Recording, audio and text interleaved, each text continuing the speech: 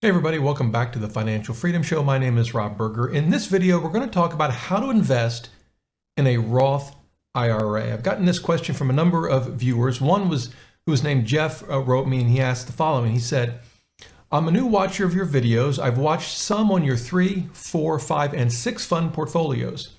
Have you done a video on a Roth IRA portfolio, or would your 3, 4, 5, and 6 fund portfolios work for the Roth version as well? Thank you. Well, Jeff, that's a great question, and I'm going to tackle it in today's video. And the short answer is, I think the 3, 4, 5, and 6 fund portfolios can be ideal for a Roth IRA. However, there are some adjustments you might want to make depending on your circumstances. So here's what we're going to do. First, going to briefly walk through what a Roth IRA is. Then we're going to take a quick look at the 3, 4, 5, and 6 fund portfolios. And then I'll talk about in what circumstances I think they're ideal for a Roth, and in what circumstances might you want to make at least one minor adjustment and why. So let's get right to it. And I want to begin actually by talking about a Roth IRA, and I'm going to show you a publication from the IRS. Believe it or not, the IRS has some great information on retirement accounts, and it makes understanding these things, which can get complicated, a lot easier. So briefly, you can see here what a Roth IRA is and how it works. One of the big differences between a Roth IRA and a traditional IRA, and you can see it right here. Whoops, here we go, right here. You do not deduct contributions to a Roth IRA, meaning when in the year you make the contribution, you get no tax benefit at all, none. You make the contribution, but your taxes don't get affected at all. But the benefit is, and you can see that here, is that if you satisfy the requirements, that is, you take what are called qualified distributions, which we'll talk about in a minute, years from now when you retire, they're tax-free. So not only do you not get taxed on the contributions you made, of course you've already paid tax on the contributions, you also don't pay any taxes on all the earnings that you've made. So if you max out a Roth IRA during your working years, it's currently, the contribution limit is $6,000. If you're 50 or older, you get an extra $1,000 added to that. But it's for folks under 50, it's $6,000. If you were to max out a Roth IRA during your working years, you'd have a 7-figure portfolio, and it would be tax-free. So Roth IRAs are an excellent way to save for retirement. They don't, at the moment, have required minimum distributions, which is, I think, a plus. There's been talk in Congress to change that, and we'll see if that ever happens. You can see here you can make contributions even after you reach the age 70 and a half if you want to. You can leave the amounts, as you see here, in the Roth IRA as long as you live. So in other words, there are no required minimum distributions. And they're great, too, as a way to give to your children or other family members when you pass away, if that's part of your goal. So Roth IRAs are a great vehicle for savings. Now, one thing I want to point out in terms of qualifying for this tax-free distributions when you retire, you may have heard that you need to be 59 and a half or older. And sort of once you've reached that age, you're good, right? You can take your money out without penalties. Well, when it comes to a Roth IRA, there's one other catch you need to be aware of. And so I'm going to go to this article or document from the IRS, and it's a long one. It's called Publication 590-B, and I will leave a link to all of this below the video. And in this document, they talk about both traditional and Roth IRAs, and this is the section on Roth IRAs. And the one thing I want to point out is here they talk about what's a qualified distribution, and you can see down here at 2A, one of the things is that you made the distribution after you reach the age of 59 and a half. So here's the deal. You have to meet qualifications 1 and 2 for the distribution to be qualified and for you to get the favorable tax treatment. Under 2, reaching the age of 59 and a half is just one of 4 options. There are others. If you've become disabled, for example, right? There's a first-time home buyer exception. You see that right here. But the thing I want to point out is this number 1. In order for it to be a qualified distribution, it has to have been made after the 5-year period, beginning with the first tax year for which a contribution was made to a Roth IRA. So, and they call that the 5-year rule. There are actually 2 5-year rules. I won't get into the details of the other one. It has to do with Roth conversions. But the point is, if you're in your 20s or 30s and you open up your Roth IRA and you start contributing to it, obviously you've met the 5-year rule by the time you hit 59 and a half, not a problem. But if you're opening up a Roth IRA sort of later in life, it may be close to 59 and a half, you need to realize you need to hit that 5-year rule before you start taking out distributions. They won't be qualified. And so that's an important thing to remember. The nice thing is, once you've satisfied this rule for one Roth IRA, you're good. So that's a good reason to open up a Roth IRA very early as you can, even if you only contribute a little to it. So anyway, that's a Roth IRA. Now let's take a look at the 3, 4, 5, and 6 fund portfolios before we decide if they're a good way to invest in a Roth. So let me show you those. We're going to look at M1 Finance, and this is where I've created a bunch of portfolios that we've talked about in past videos. Let's first take a look at the 3 fund portfolio. It's pretty simple. As the name suggests, it's just 3 funds. We've got a Vanguard Total Stock Market Fund. It basically just invests in all the public companies in the US. We have a Total International Stock ETF, VXUS. It invests generally in all international companies. And then we have a Vanguard Total Bond Fund. It invests in both US government bonds, corporate bonds, and some mortgage-backed securities. You can see the percentages that I have set here. Keep in mind that those aren't gospel. Those percentages are sort of the standard, I think, allocation of a 3-fund portfolio, but it doesn't mean that you have to use those specific percentages. But that's a basic 3-fund portfolio.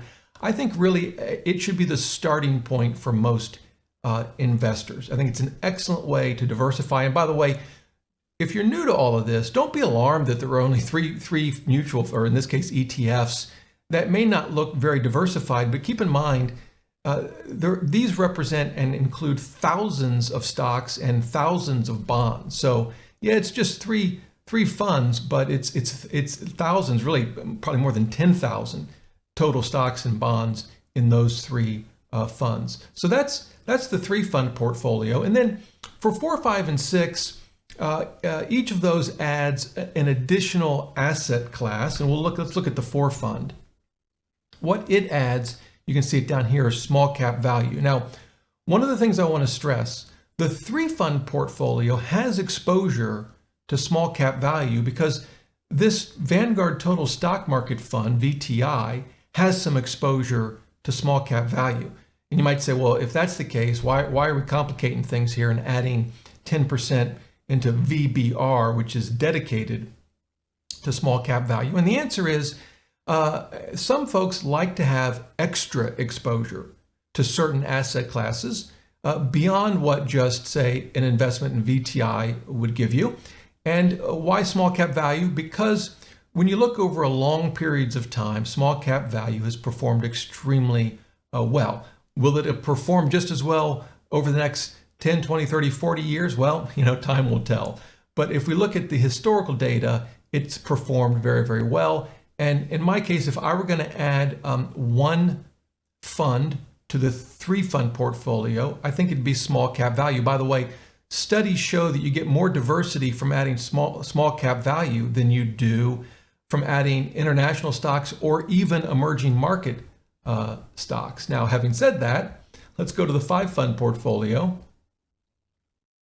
And you can see it adds emerging markets. Emerging markets certainly do add diversity. And again, just like with small cap value stocks, the 3-fund portfolio has exposure to emerging markets because this international stock fund that we're using for our overseas exposure has some emerging market exposure. But again, the theory, very similar to small cap value, is some folks want extra exposure to emerging markets.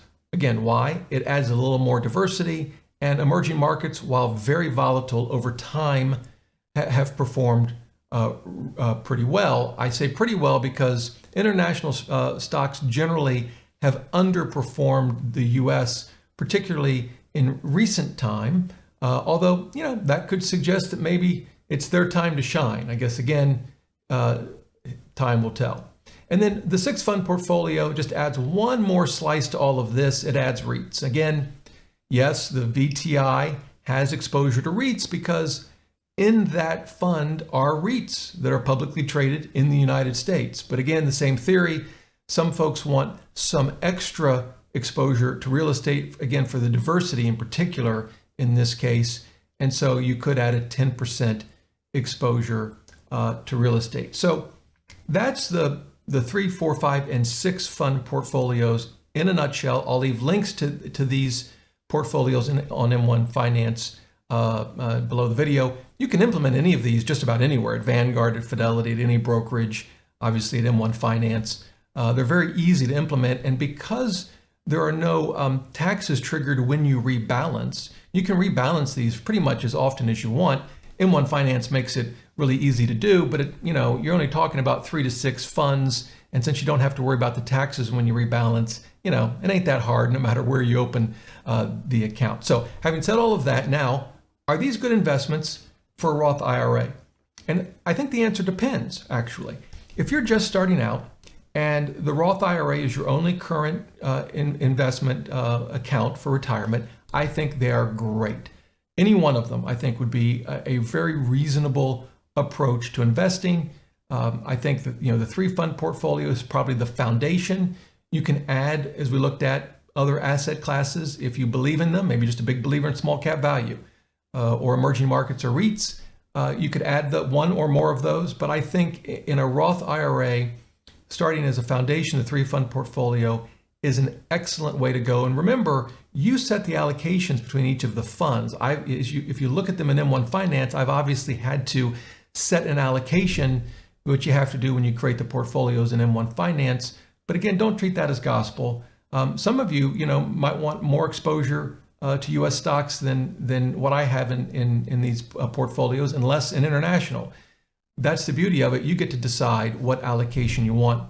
But I think these are excellent approaches to investing in a Roth IRA. So when would these maybe not be ideal? If you also have traditional retirement accounts, I like to set my asset allocation looking at all of my accounts as one whole.